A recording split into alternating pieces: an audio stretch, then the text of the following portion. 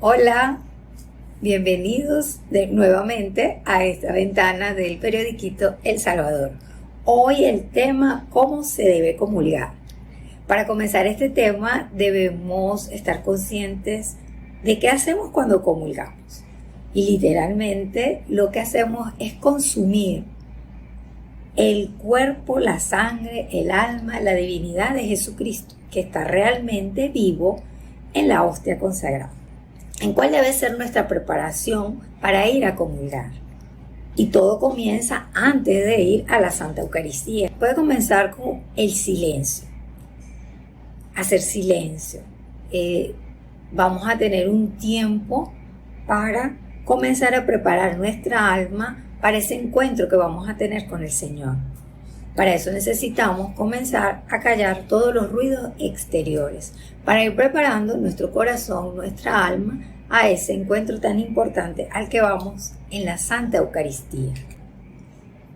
Luego de este silencio, llegamos al templo y si hay una capilla o está el lugar donde está el sagrario, es importante acercarnos, ¿verdad?, a saludar al Señor y continuar en ese silencio, tal vez ahora poder hacer un pequeño examen de conciencia y estar seguros de que no hay una falta grave que nos aparte de recibir la comunión ese día.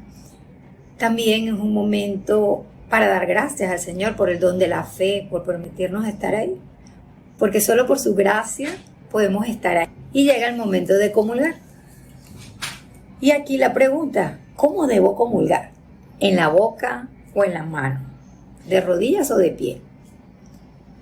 Actualmente la Iglesia da permiso al fiel de escoger la forma en que quiera comulgar, sea en la boca, en la mano, de pie o de rodillas, según haya sido aprobado por la Conferencia Episcopal de su país.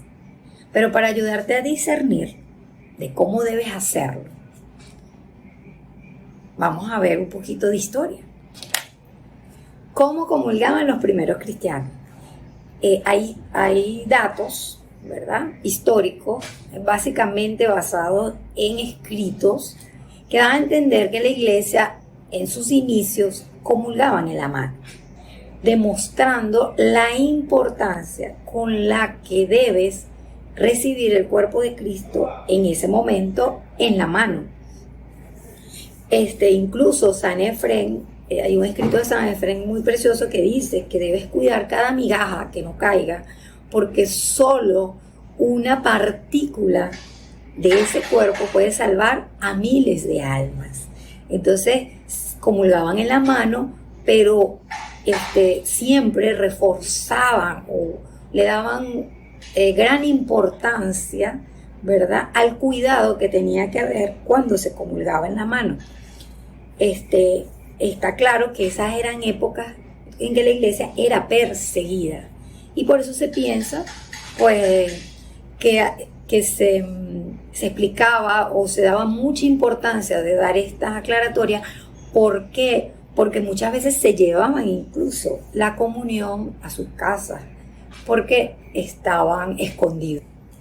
Entonces, a primera vista, podemos ver que la Iglesia primitiva, que era perseguida, comenzó comulgando con la mano.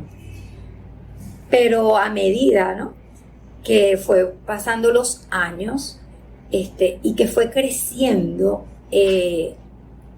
la certeza de que Jesús realmente estaba vivo en la Santa Eucaristía, y a medida de que fueron ocurriendo también algunos milagros eucarísticos y fue creciendo esta verdad de fe dentro de los cristianos, se pasó a comulgar en la boca. Y ya en el Sínodo de Roma, en el año 404, es cuando ya se impone el rito de la comunión solo en la boca. De hecho, era en la boca y de rodillas. Pero entonces, ¿desde cuándo volvió la Iglesia a comulgar en la mano?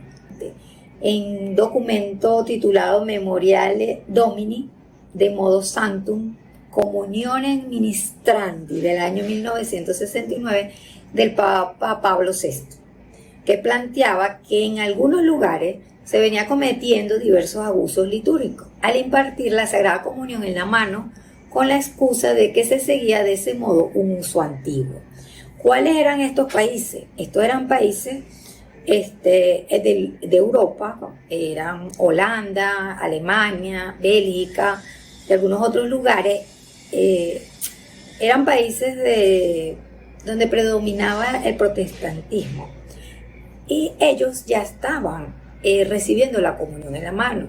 Muchos obispos, como lo dice el texto de Pablo VI, del Papa Pablo VI, perdón, ellos decían o se excusaban que era siguiendo el modo antiguo. Entonces, como la práctica estaba siendo generalizada en estos países, el Papa o la Santa Sede se vio obligada a hacer esta carta, Memorial Domini, para reafirmar que la comunión en la boca era la forma tradicional de la Iglesia de recibir el cuerpo de Cristo, ¿verdad? De comulgar. Y de hecho, por eso en la carta, él vuelve a recalcar por qué se pasó a comulgar en la boca. Y él decía que comulgar en la mano llevaba ciertos peligros. Y uno era que el riesgo de que se puede perder o puede haber una menor reverencia a la Eucaristía. La otra es que es más fácil que ocurran profanaciones al sacramento. Y además de la adulteración que significaba en ese momento de la recta doctrina. Y fue entonces el mismo Papa que decide hacer esta carta para reafirmar la verdad de fe. Y incluso él hizo en ese momento una especie de encuesta entre todos los obispos del mundo, la mayoría, donde se aprobó con no unanimidad, pero con una gran mayoría, que la comunión debía seguir siendo en la boca.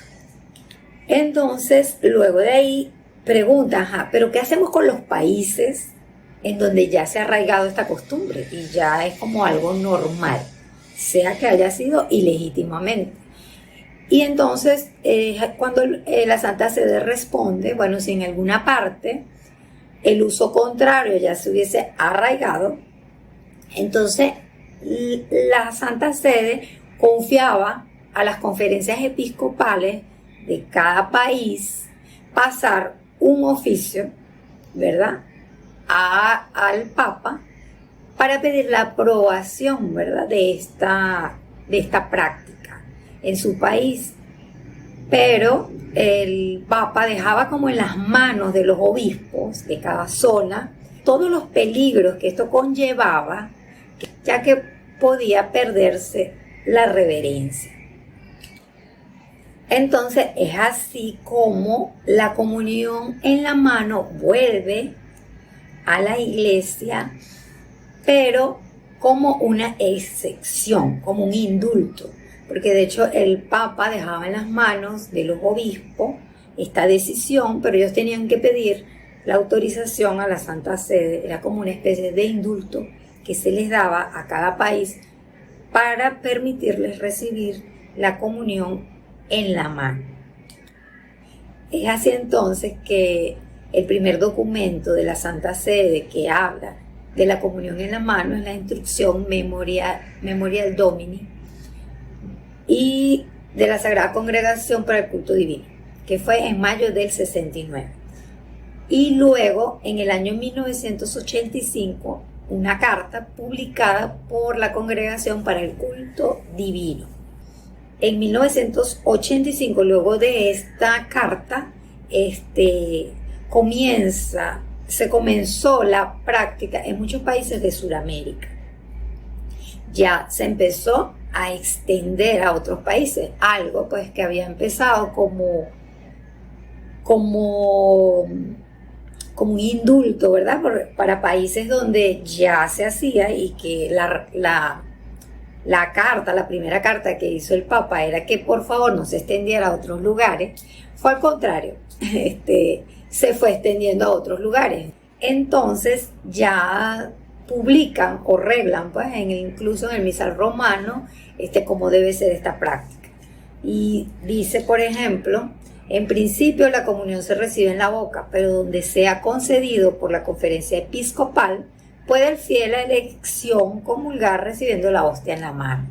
En cambio, cuando la comunión se recibe por intición, que es las dos especies, solamente puede consumirla en la boca.